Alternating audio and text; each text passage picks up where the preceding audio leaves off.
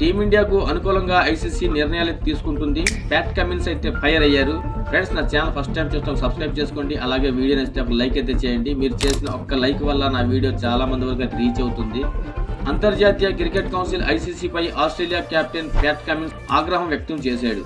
టీమిండియాకు ప్రయోజనాలు చేకూర్చేలా ఐసీసీ నిర్ణయాలు తీసుకుంటుందని, ఐసీసీ ఛాంపియన్స్ ట్రోఫీ 2025లో ఒకే వేదికగా భారత్ మ్యాచ్లు నిర్వహించడం అన్యాయమని అభిప్రాయపడ్డాడు. ఒకే వేదికగా భారత్ మ్యాచ్లు ఉండటం వల్ల ఆ జట్టుకు అధిక ప్రయోజనాలు కలుగుతుందని తెలిపాడు. తాజాగా ఓ ఇంటర్వ్యూలో మాట్లాడిన ప్యాట్ కమిన్స్ ఛాంపియన్స్ ట్రోఫీ 2025 నిర్వహణపై ఇప్పటి వరకు ఎలాంటి ఫిర్యాదులు రాలేదని తెలిపాడు. ఐసీసీ ఛాంపియన్స్ ట్రోఫీ కొనసాగించడం మంచిదే, అయితే ఒకే మైదానంలో ఆడడం వల్ల భారత్ జట్టుకు భారీ ప్రయోజనాలు కలుగుతుంది. ఇప్పటికే ఆ టీం చాలా బలంగా ఉంది.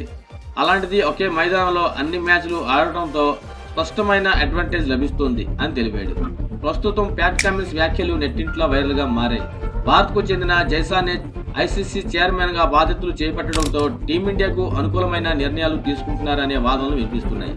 ఐసీసీ ఛాంపియన్స్ ట్రోఫీ 2025కి పాకిస్తాన్ ఆతిథ్యం ఇస్తుంది. పాకిస్తాన్ వెళ్లేందుకు భారత్ జట్టు సముఖంగా లేకపోవడంతో హైబ్రిడ్ మెడల్లో ఈ టోర్నీని నిర్వహించేందుకు ఐసీసీ ముందుకొచ్చింది. దుబాయ్ వేదికగా భారత్ మ్యాచ్లను నిర్వహిస్తుంది.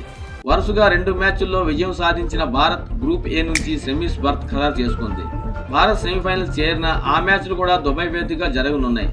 ఒకే వేదికలా ఆడడం వల్ల టీమిండియాకు అడ్వాంటేజ్ మారుతుందని ప్యాట్ కమిన్స్ చెప్పుకొచ్చారు. ఇదే విషయాన్ని ప్రస్తావిస్తూ ప్యాట్ కమిన్స్ ఐసీసీపై విమర్శలు గుప్పించారు. ఇన్ఫర్మేషన్ అయితే ఒక లైక్ చేయండి, అలాగే ఛానల్ సబ్స్క్రైబ్ చేసుకోండి ఫ్రెండ్స్. Thank you.